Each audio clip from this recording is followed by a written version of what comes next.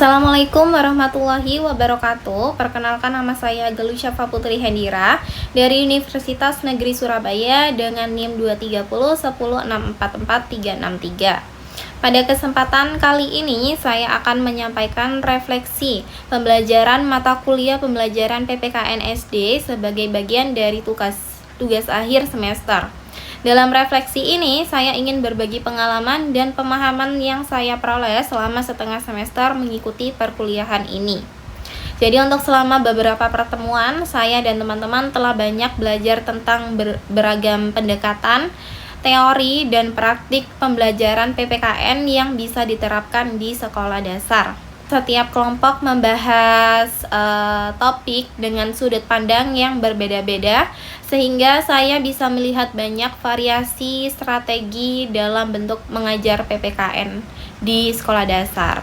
Jadi mari kita bahas satu persatu untuk mulai pertemuan pertama. Dari di awal pertemuan di kelompok 1 membahas pembelajaran PPKN di kelas 1 SD yang berfokus pada pengenalan simbol dan bunyi sila Pancasila. Pendekatan yang digunakan adalah diferensiasi dan konstruktivisme, di mana guru menyesuaikan pembelajaran dengan gaya belajar siswa, apakah dia visual, auditori, atau kinestetik. Contohnya, ada siswa yang belajar lewat gambar dan warna, ada juga yang lewat mendengarkan cerita, dan juga ada yang lewat kegiatan membuat model simbol Pancasila. Walaupun masih ada kendala seperti keterbatasan media dan waktu, pendekatan ini membuat pembelajaran jadi lebih aktif dan bermakna. Baik, selanjutnya kelompok 2 dari UNY yang akan memaparkan presentasi pada pertemuan kedua membahas pembelajaran di kelas 2 SD yang dimana guru sering menghadapi tantangan seperti siswa yang cepat bosan dan sulit fokus, apalagi kalau materinya terlalu abstrak. Karena itu pendekatan kontekstual dan problem based learning atau yang biasa disebut PBL dianggap paling cocok.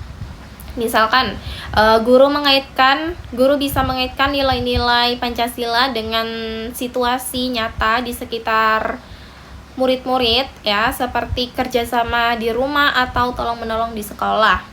Media digital seperti video animasi dan kuis interaktif juga sangat membantu supaya siswa lebih antusias. Jadi untuk pendekatan ini juga sejalan dengan teori Piaget yang dimana menekankan pentingnya pengalaman konkret dalam proses belajar pada anak. Kemudian untuk pertemuan ketiga yaitu dari kelompok 3 UNESA yang dimana akan membahas penggunaan media video dalam pembelajaran Pancasila. Jadi untuk media video tersebut terbukti mampu membuat suasana kelas lebih hidup dan aktif. Ya, karena siswa dapat melihat contoh-contoh perilaku nyata yang mencerminkan nilai-nilai Pancasila. Namun, jika guru hanya mengandalkan video saja tanpa variasi metode, siswa juga bisa cepat terdistraksi. Jadi intinya untuk media video memang efektif ya, tapi perlu dikombinasikan dengan aktivitas yang melibatkan partisipasi aktif siswa agar hasilnya lebih optimal. Seperti itu. Selanjutnya yaitu pertemuan di 4 ya. Pertemuan di 4 yaitu pemaparan materi dari kelompok 4 UNY dan UNESA. Karena sama-sama membahas pembelajaran di kelas 4 SD. Masalah utamanya yaitu yang ditemukan adalah pembelajaran yang masih didominasi oleh metode ceramah dan hafalan.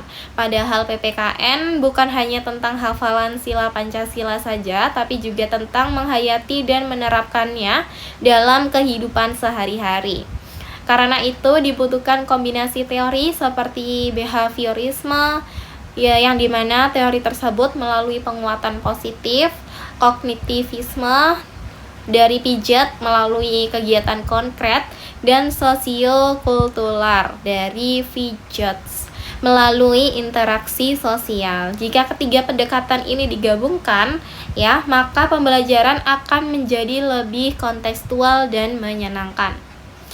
Jadi sesuai tahap perkembangan anak SD, seperti itu. Selanjutnya kelompok 6 dari UNESA. Ya, pemaparan kelompok 6 dari UNESA dan kelompok 2 dari UNY menekankan pentingnya pendekatan yang variatif, partisipatif, dan kontekstual. Pendekatan seperti cooperative learning, problem based learning, humanistik, dan konstruktif dianggap paling efektif dalam membentuk karakteristik siswa yang kritis, demokratis, dan bertanggung jawab. Intinya, pada pembelajaran PPKN ini tidak bisa hanya dilakukan dengan ceramah, tapi harus melalui pengalaman langsung seperti kerja kelompok, diskusi, dan refleksi nilai agar lebih bermakna. Yang terakhir yaitu dari kelompok 8 dari UNY membahas tentang modul ajar PPKN di kelas 5 dengan pendekatan deep learning. Jadi untuk pendekatan ini sangat menarik karena menggabungkan 3 aspek utama, yang dimana aspek pertama ada mindful, siswa sadar akan makna dari apa yang dipelajarinya. Yang kedua yaitu Yang kedua yaitu aspek meaningful, yang dimana pembelajaran itu relevan dengan kehidupan nyata. Dan yang ketiga yaitu aspek joyful, yang dimana suasana belajar dapat menyenangkan. Jadi metode pembelajarannya juga beragam, dari diskusi, eksplorasi, hingga membuat lini masa sejarah.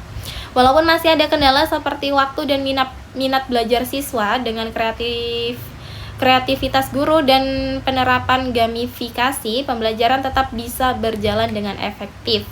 Dari seluruh pembelajaran yang sudah saya ikuti, jadi saya semakin paham bahwa pembelajaran di PPKN SD ini bukan hanya soal hafalan nilai-nilai Pancasila, tetapi juga lebih pada bagaimana nilai-nilai itu ditanamkan dan dihidupkan dalam kegiatan belajar sehari-hari. Jadi seorang guru PPKN harus bisa menjadi fasilitator yang kreatif, adaptif, dan peka terhadap kebutuhan siswa. Jadi untuk selama setengah semester ini saya belajar bahwa pembelajaran PPKN yang baik harus lebih bermakna, lebih menyenangkan, dan lebih membentuk karakteristik siswa, bukan hanya sekedar mengajar di nilai rapot saja. Jadi untuk sebagai calon guru SD, saya juga sangat merasa tertantang untuk nantinya bisa menciptakan suasana pembelajaran PPKN SD yang aktif, interaktif, dan penuh nilai kebangsaan. Demikian refleksi saya pada mata kuliah pembelajaran PPKN SD sebagian dari tugas akhir semester ini. Semoga refleksi ini bisa menjadi pengingat bagi kita semuanya bahwa PPKN memiliki peran penting dalam membentuk generasi yang berkarakter, yang bertoleransi, dan cinta tanah air. Baik, terima kasih atas perhatiannya. Terima kasih. Wassalamualaikum warahmatullahi wabarakatuh.